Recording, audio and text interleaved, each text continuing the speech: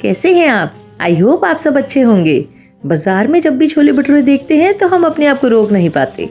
अगर बिल्कुल वैसे के वैसे छोले भटूरे हम घर में बनाना सीख जाएं तो बात ही क्या है। भटूरों के साथ मिलने वाले छोले, क्या स्वाद, क्या रंगत, मजा ही आ जाता है। और वो फूले फूले से भटूरे, क्या बात है।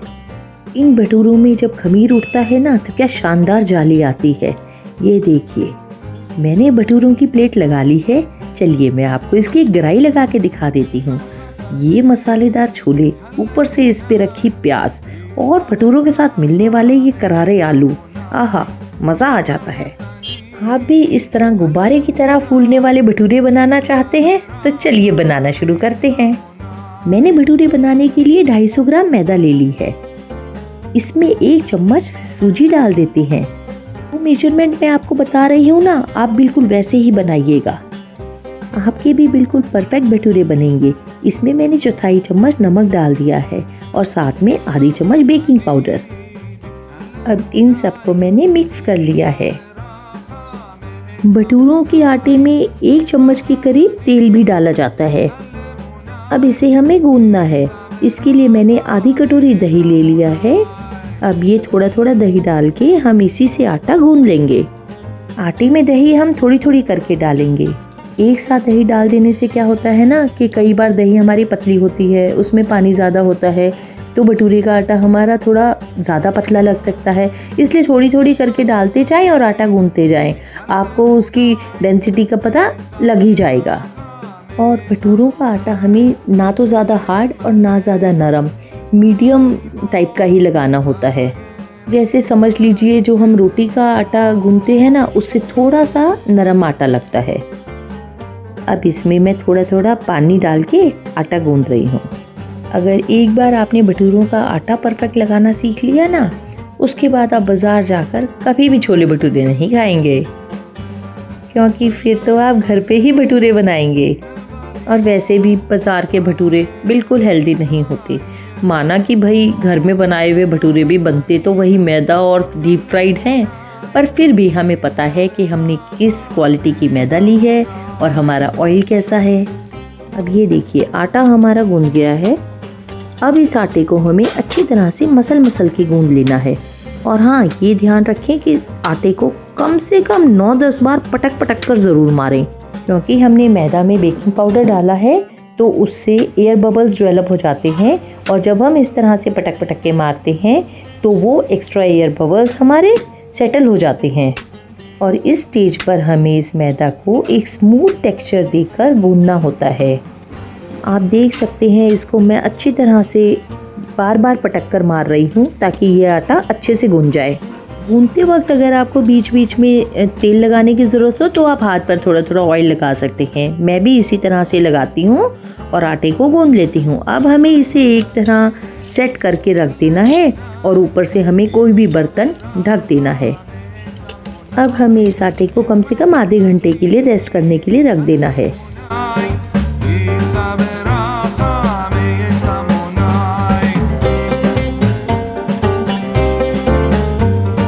आधा घंटा हमारा हो गया है।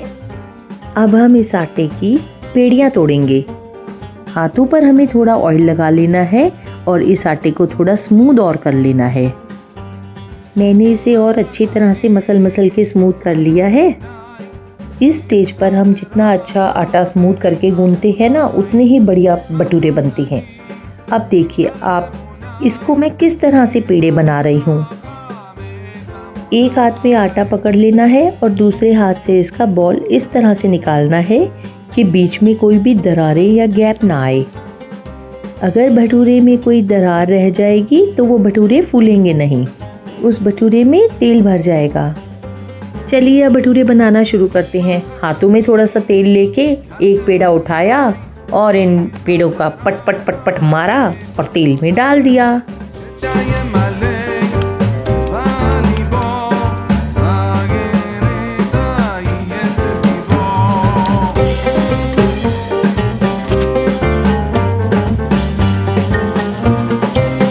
और हाँ, एक बात का ध्यान रखिएगा कि तेल आपका बिल्कुल हॉट हो। अगर तेल थोड़ा ठंडा या मीडियम रह गया तो भटूरों में या तो तेल भर जाएगा या भटूरे फूलेंगे नहीं, इसलिए तेल बिल्कुल गर्म होना चाहिए। आप इन भटूरों को देख सकते हैं, ये डालते ही एकदम गुब्बारे की तरह फूल रहे हैं। आप भी इस तरह से भटूरे बनाएंगे तो गारंटी है कि एक भी भटूरा ऐसा नहीं होगा आपका जो गुब्बारे की तरह ना फूले। और एक बात और होती है, अगर आपके पास बड़ी कढ़ाई है तो आप कोशिश कीजिएगा कि आप थोड़ी बड़ी कढ़ाई लें और तेल थोड़ा कम लें। मेरे पास कढ़ाई बड़ी साइज़ की नहीं है, इसलिए मैं इस छोटी कढ़ाई में ही बना रही हूँ, जिसमें कढ़ाई के जितना तो ये भटूरा ही बन जा रहा है। अगर थोड़ी बड़ी कढ़ाई होती है ना तो उसमें हम क्या करते हैं कि तेल को भटूरे के ऊपर उछाल उछाल के डालते हैं, तो भटूरे को फूलने में और भी मज़ा आता है। पर चलिए, हमारे पास जो है जैसा है उसी से हमें हमारा काम करना है। हमारे भटूरे तो सारे ही फूले फूले बन रहे हैं।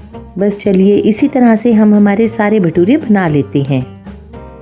अभी आप इन बनते हुए भटूरों के शॉर्ट्स एंजॉय कीजिए, फिर मैं आपको इन भटूरों को खोल के दिखाऊंगी और सर्व करके दिखाऊंगी, और इन भटूरों का स्वाद और जायका आप तक पहुंचाने की बिल्कुल कोशिश करूंगी। जब हम इन भटूरों को फाड़ेंगे ना तो आपको इनकी जाली और रंगत देख के ही मज़ा आ जाएगा।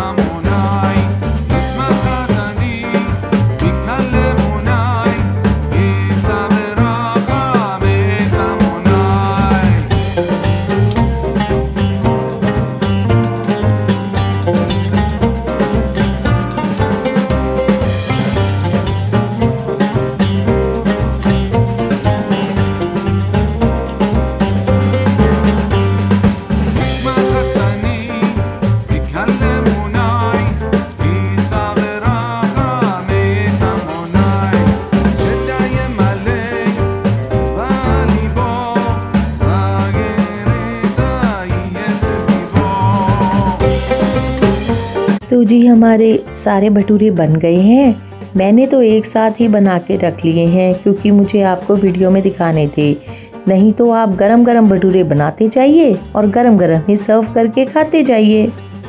पर मैं आपको एक बात बता देती हूँ, अगर आप भी इस तरह से एक साथ बना के भी भटूरे रख लेंगे ना तो भी आपको बिल्कुल भी रिग्रेट नहीं होगा कि मैंने गरम गरम भटूरे नहीं खाए। अगर आप इकट्ठे भी बना के रखेंगे तो भी ये बहुत मज़ेदार लगते हैं। मैंने छोले भटूरे की प्लेट लगा ली है। मैंने आज छोले भी बनाए हैं और इन छोलों की रेसिपी भी मेरे चैनल पर मैंने पहले ही अपलोड कर दी है, आप उसे भी देख सकते हैं। ये छोले बिल्कुल वही हैं जो बाज़ार में भटूरों के साथ मिलते हैं।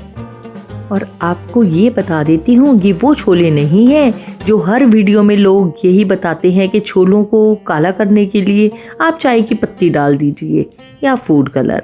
नहीं, चाय की पत्ती डालने से तो जी चाय बनती है, छोले नहीं। किस तरह से ये परफेक्ट छोले बनाए जाते हैं भटूरे वाले, वो आप मेरे छोले भटूरे वाले छोले की वीडियो में देख सकते हैं।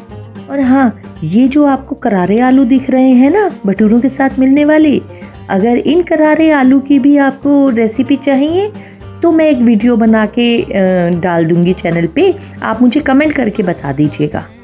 अब देखिए, ये भटूरे में क्या शानदार जाली आई है।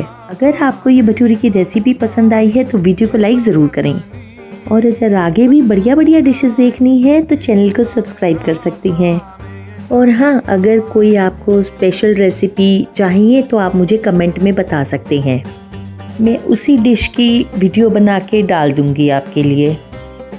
हम ज़रा छोले भटूरे की एक प्रॉपर बाइट बनाते हैं। मैंने भटूरे की एक गस्सी के ऊपर छोले लगा लिए हैं, उसके ऊपर से थोड़ा सा प्याज लगा लेती हूँ, फिर सबसे ऊपर टॉप करते हैं इन करारे मसालेदार आलू से। ये बनी है हमारी प्रॉपर छोले भटूरे की बाइट।